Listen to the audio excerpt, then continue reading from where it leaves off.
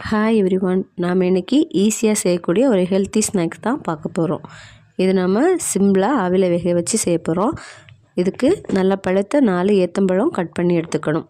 தென் ஒரு பேனில் 2 ஸ்பூன் நெய் விடணும். நெய் சூடானதும் நம்ம கட் பண்ணி வச்ச வாழைப்பழத்தை அதில் சேர்த்துக்கணும். வாழைப்பழம் நல்லா வதங்கினதும் அதில் சர்க்கரை பாகு சேர்த்துக்கணும். நான் இன்றைக்கி 1.5 கப் சர்க்கரை எடுத்து அதை பாகு சேர்த்துருக்கேன்.